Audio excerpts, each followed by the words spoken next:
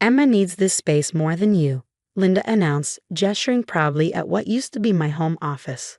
The walls, once lined with books and notes from my years of writing, were now an unsettling shade of pink, cluttered with baby furniture and pastel decorations. The space where I'd spent countless hours cracking my novel had been erased in my absence. I barely heard her next words over the buzzing in my ears. She's having a baby after all. And you just sit here playing on your computer. I'm Alice Chin, and at 32, I never expected to return from a 3-day writer's retreat to find my office, my sanctuary, stripped away without my consent. My antique desk, the one that had belonged to my grandmother, was gone. My bookshelves, once meticulously organized, had been emptied to make room for stuffed animals and baby supplies. Where are my things?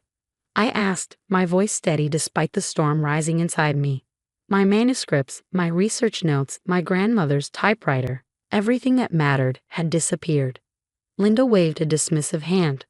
Oh, we put all that junk in storage. Emma needed somewhere to stay while her house is being renovated. And since you're never going to have children anyway. She trailed off, her meaning clear. I clenched my fists, then forced them to relax. Behind her, Emma leaned against the doorframe, one hand resting smugly on her belly. She'd always been Linda's favorite. Marrying her son had never been enough to change that. Did Tom know about this? I asked, referring to my husband. Oh, he agreed completely, Linda lied smoothly. Her left eye twitched, the tell I picked up over 5 years of strained civility. He knows family comes first. I pulled out my phone and dialed Tom, putting him on speaker. Hey honey, how was the retreat? His voice was warm, oblivious. Get a lot of writing done.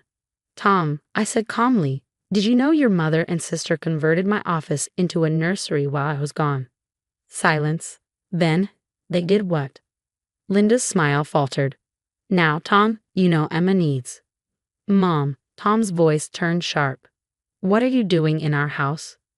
Your sister needed a place to stay, Linda started, but he cut her off. You had no right to touch Alice's things. Either of you. Where's her grandmother's desk? Emma scoffed, her voice thick with condescension. It's in storage, Tom, and really, Alice never uses it. She talks about writing, but let's be honest, nothing's ever come of it. I actually need this space. A strange calm settled over me, the kind that comes with absolute clarity. Without a word, I walked to our bedroom and opened my laptop. Linda and Emma followed, still trying to justify their actions. You're being selfish, Alice, Linda scolded. Emma is family. She's carrying your niece or nephew. Surely your little hobby can wait. I clicked on an unread email and turned the screen toward them. The subject line read, Offer of publication The Silent House. My little hobby, I echoed softly. You mean the novel that just got picked up by Riverside Publishing? The color drained from their faces. Riverside was one of the biggest publishing houses in the country.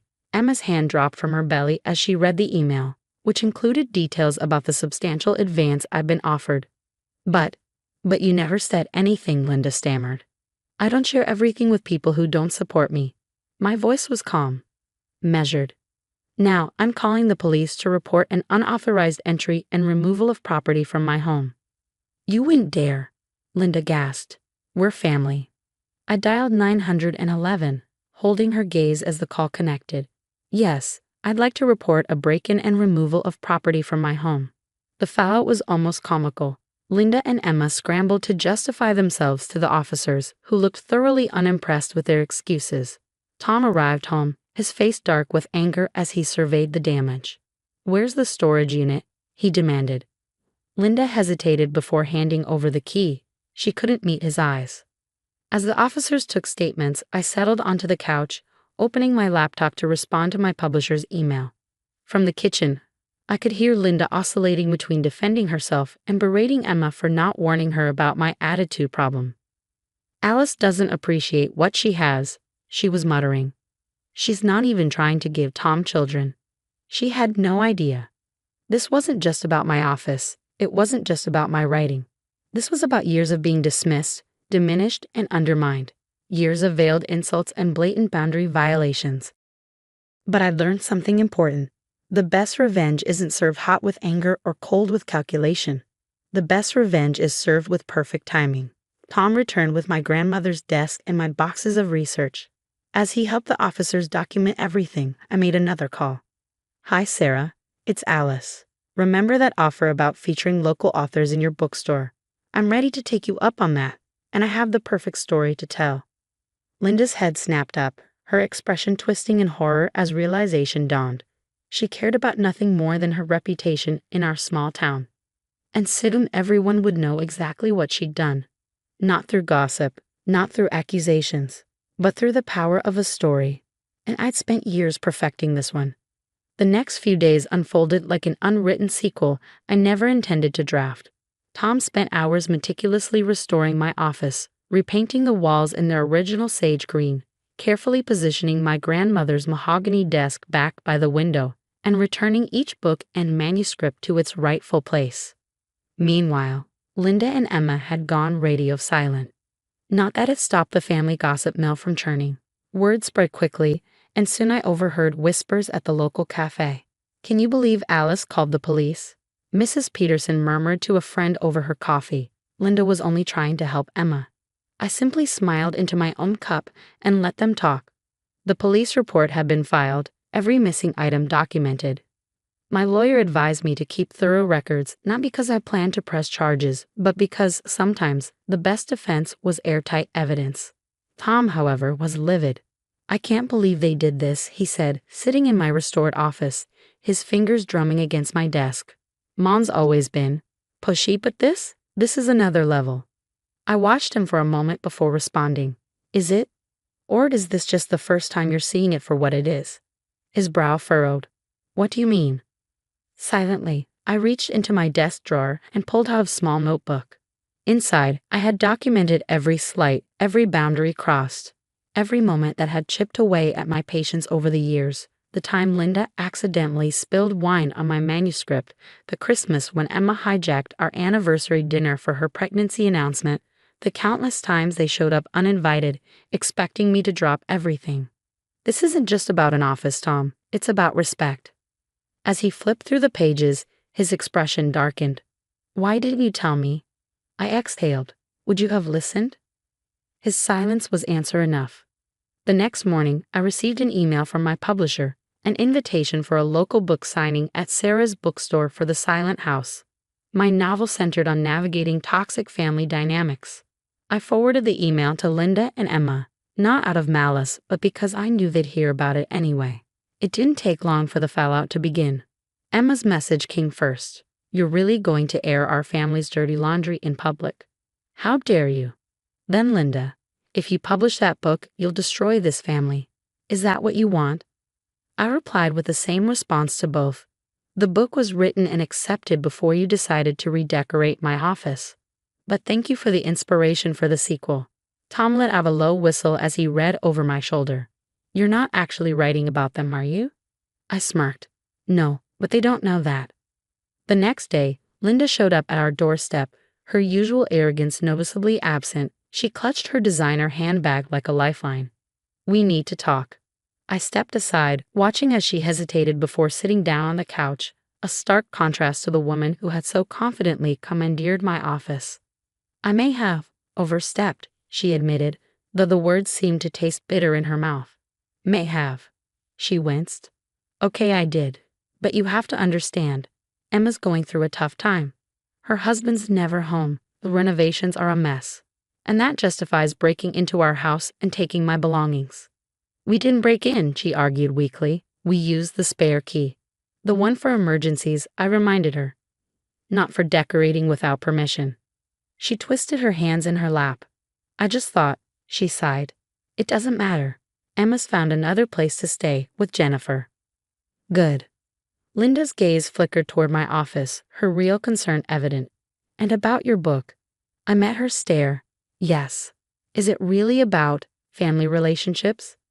I leaned forward, resting my elbows on my knees. "It's about consequences, Linda. About what happens when people take too much and assume too much." She paled slightly. "I see." "Do you?" I rose, gesturing for her to follow me. "Come with me. I want to show you something." Reluctantly, she did. In my office, I pulled out my grandmother's typewriter, the one they had so carelessly discarded. This belonged to my grandmother. She used it to write letters to my grandfather during the war. Letters about love, family, respect. Before she passed, she told me something I've never forgotten. Words have power. They can build bridges or burn them down. Choose wisely what you want to do. Linda's gaze flickered between me and the typewriter, her fingers gripping the strap of her handbag. Are you threatening us? No, I said evenly. I'm reminding you that actions have consequences. Words have power, and some stories need to be told. She left shortly after, her usual self-importance noticeably shaken. As I watched her car disappear down the street, Tom wrapped an arm around my waist. You know, he mused, I don't think I've ever seen my mother scared before. I leaned into him. She's not scared of me, Tom. She's scared of the truth. And maybe that's exactly what she needs. The story wasn't over yet. But for the first time since I'd returned home to find my space violated, I felt like I was finally the one holding the pen. Because Emma and Linda had tried to erase me from their narrative. A month after the office incident, I stood at the podium in Sarah's bookstore, scanning the crowd gathered for my book launch. The Silent House had already garnered glowing early reviews, praised for its layered exploration of family dynamics and the quiet toxicity that often hides in plain sight. In the front row, Tom sat with his usual steadfast support, his pride evident in the way he watched me. A few rows back, I spotted Linda and Emma. They hadn't been invited, but they were here nonetheless, sitting stiffly, their expressions a mixture of apprehension and curiosity. I adjusted the microphone and smiled. Thank you all for being here. This book is about finding your voice when others try to silence you. About holding your ground when others insist you don't belong. In the audience, Linda shifted uncomfortably. As I read a few selected passages, I watched their tension gradually ease. The protagonist, a young woman navigating her husband's possessive family, was wrapped in a gothic, supernatural world, making it clear this was fiction. Still, the themes lingered close enough to reality to leave an imprint. After the reading, during the signing, Emma approached hesitantly. Her pregnancy had progressed, and she looked uncomfortable in more ways than one. Alice, she said softly, I need to apologize. I set my pen down and met her gaze. What we did, what I let Mom convince me to do, it was wrong. I was so caught up in my own problems that I never stopped to think about how it affected you. And now? She placed a protective hand over her belly. Now I'm about to have a daughter, and I keep thinking about what I want to teach her about respect. About boundaries. I wouldn't want her to believe it's okay to take from others just because someone tells her she deserves it more. It wasn't a perfect apology, but it was something. Later, after most of the crowd had trickled out, Linda approached. She stood before my table, gripping a copy of my book. Would you sign it? She asked. Her voice, for once, carried no authority, only something quieter, something real. I opened the book to the dedication page, where I had written, For my grandmother, who taught me that the strongest walls aren't built of stone, but of self-respect. Linda read the words, then lifted her gaze to meet mine. I spent so much time trying to fit you into the space I thought you should occupy, she admitted, that I never noticed the space you were creating for yourself. I signed her copy with a simple message.